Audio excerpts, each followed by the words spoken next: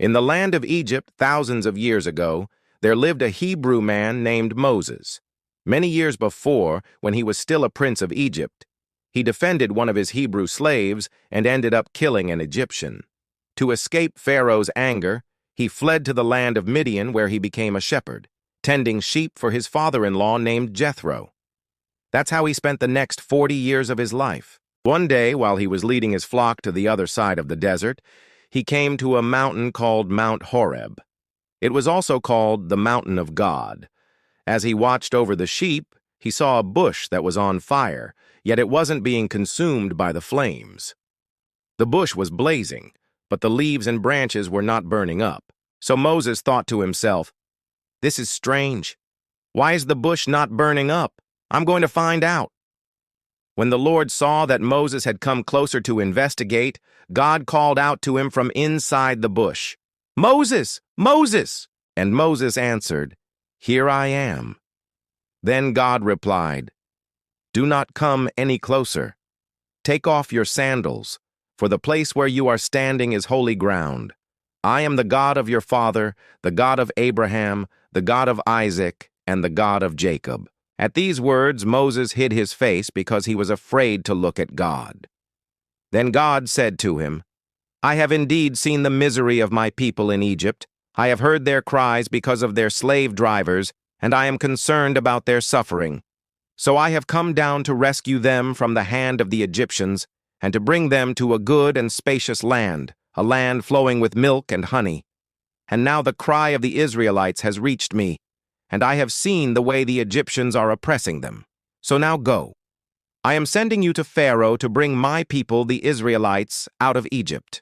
When God told Moses about his plan to free his people, Moses was overwhelmed. He didn't feel capable of doing something so big. So he asked God, "Who am I that I should go to Pharaoh and bring the Israelites out of Egypt?" To reassure Moses, God said, "I will be with you, and this will be the sign to you that it is I who have sent you. When you have brought the people out of Egypt, you will worship God on this mountain." Despite God's promise, Moses was still afraid. So he asked another question. He said, "Suppose I go to the Israelites and say to them, 'The God of your fathers has sent me to you,' and they ask me, 'What is his name?' Then what shall I tell them?" Then God revealed the most important truth of all to Moses. He said, "I am who I am. This is what you are to say to the Israelites. I am has sent me to you." God continued explaining to Moses the meaning of his name. "Say to the Israelites, 'The Lord, the God of your fathers, the God of Abraham, the God of Isaac, and the God of Jacob, has sent me to you. This is my name forever, the name you shall call me from generation to generation. You shall also tell them, 'The Lord has made this one a prophet, and he has taken him out of the tribe of Levi to speak in my name, to do and to say everything that I command him.'" Then God gave Moses the message to share with the people. He was going to deliver his people from Egypt, display his mighty power, and lead them to the promised land. This was how Moses, an ordinary man, was called by the extraordinary God and commissioned to do an extraordinary task. The burning bush was not just a miraculous sight. It was the beginning of God's plan to free his people from slavery and show his power through Moses. The God who called Moses is the same God who calls his people today. He hears our cries, sees our struggles, and is ready to deliver us when we trust and follow him.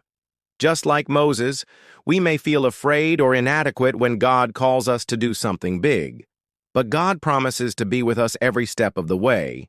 All we need to do is trust in him and obey his voice. If you want to know more about God and his plan for your life, subscribe to our channel. We'll continue sharing amazing Bible stories that will inspire and encourage you on your walk with Christ. Thank you for watching. Have a great day and see you soon.